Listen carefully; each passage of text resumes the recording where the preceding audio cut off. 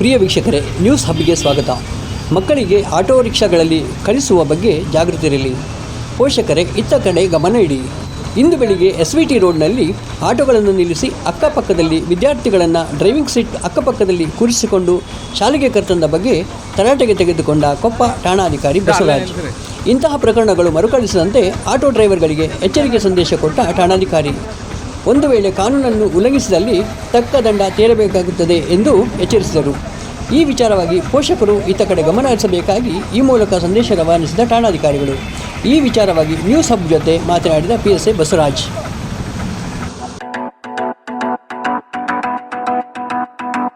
Sir ನಮಸ್ತೆ, ನಾನು SVT ರೋಡ್ನಲ್ಲಿ ಬರ್ತಾ ಇದ್ದೆ, ಹೀಗೆ ಅಂಗಡಿಗೆ ಬರಬೇಕು ಅಂತ.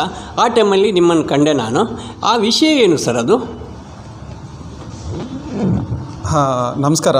ಏನೂ ಇಲ್ಲ, ಈಗ ನಾನು ಅಚಾನಕ್ಕಾಗಿ ಒಂದು ಹಳ್ಳಿಗೆ ರೌಂಡ್ಸ್ ಹೋಗಿ ವಾಪಸ್ ಬರ್ಬೇಕಾದ್ರೆ SVT ರೋಡಲ್ಲಿ ಬಂದೆ. ಸ್ಕೂಲ್ ಇವತ್ತು ಶಾರ್ಟೆಡ್ ಆಗಿರೋದ್ರಿಂದ ಸ್ಕೂಲು ಬಿಡ್ತು. ಮಕ್ಕಳೆಲ್ಲ ಚಿಕ್ಕ ಮಕ್ಕಳೆಲ್ಲ ಆಟೋ ಎಲ್ಲ ಏರ್ಸ್ಕೊಳ್ತಾ ಇದ್ರು. ನಾನೊಂದು ಅಬ್ಸರ್ವ್ ಮಾಡಿದೆ ಅಂದರೆ ಆಟೋದಲ್ಲಿ ಮುಂದೆ ಡ್ರೈವರ್ ಸೀಟಲ್ಲಿ ಮಕ್ಕಳು ಕೂರಿಸ್ಕೊಂಡಿದ್ರು ಅಕ್ಕಪಕ್ಕಕ್ಕೆ.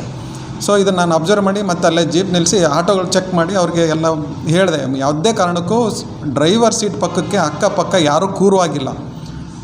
ಅದೇನಾದರೂ ಮಕ್ಕಳು ಕೂರಿಸ್ಕೊಂಡಾಗೆ ಈಗ ಮಳೆ ಬರ್ತಾ ಇರುತ್ತೆ, ಬೇರೆ ಯಾವುದೋ ಒಂದು ಗಾಡಿ ಬರುತ್ತೆ, ಟರ್ನ್ ಮಾಡೋಕ್ಕೆ ಹೋಗಿ ಏನಾಗುತ್ತೆ, ಆಟೋ ಪಲ್ಟಿ ಆಗಿ ಅಥವಾ ಮಕ್ಕಳು ಬಿದ್ದು ಪ್ರಾಣ ಹಾನಿ ಆಗುತ್ತೆ, ಮಕ್ಕಳ ಜೀವಕ್ಕೆ ಹಾನಿ ಆಗೋ ಸಾಧ್ಯತೆ ಇರುತ್ತೆ. ಅದಕ್ಕೋಸ್ಕರ ನಾನು ಎಲ್ಲ ಆಟೋದಲ್ಲಿ ಸುಮಾರು ಒಂದು 10-15 ಆಟೋ ಇವತ್ತು ನಾನು ಚೆಕ್ ಮಾಡಿ ಎಲ್ರಿಗೂ ಸಹ ಮುಂದೆ ಇರ್ತಕ್ಕಂಥ ಮಕ್ಕಳಿಗೆಲ್ಲ ಒಳಗಡೆ ಹಾಕಿ ಡೋರ್ ಲಾಕ್ ಮಾಡಿಸಿ ಬಂದೆ. ನಾನು ಅವ್ರಿಗೆ ಹೇಳಿದ್ದೀನಿ, ಅವ್ರಿಗೆ ಎಚ್ಚರಿಕೆ ಕೊಟ್ಟಿದ್ದೀನಿ, ಕೆಲವು ಆಟೋಗಳಿಗೆಲ್ಲ ದಂಡನೂ ಹಾಕಿದ್ದೀನಿ. ಇದ್ರ ವಿಷಯ ಇಷ್ಟೇ, ಮಕ್ಕಳು 1 ಟ್ರಿಪ್ ಆಗಲಿ 2 ಟ್ರಿಪ್ ಆಗಲಿ 3 ಟ್ರಿಪ್ ಆಗಲಿ ಮಕ್ಕಳನ್ನು ಸೇಫಾಗಿ ಮನೆಗೆ ಕರ್ಕೊಂಡು ಹೋಗಿ.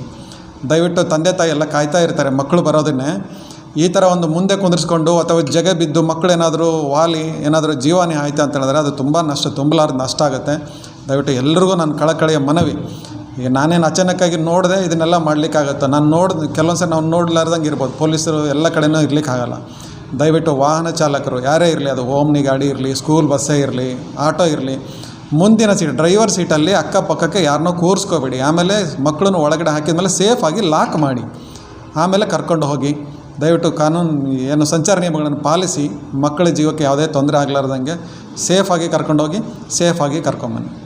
Thank you.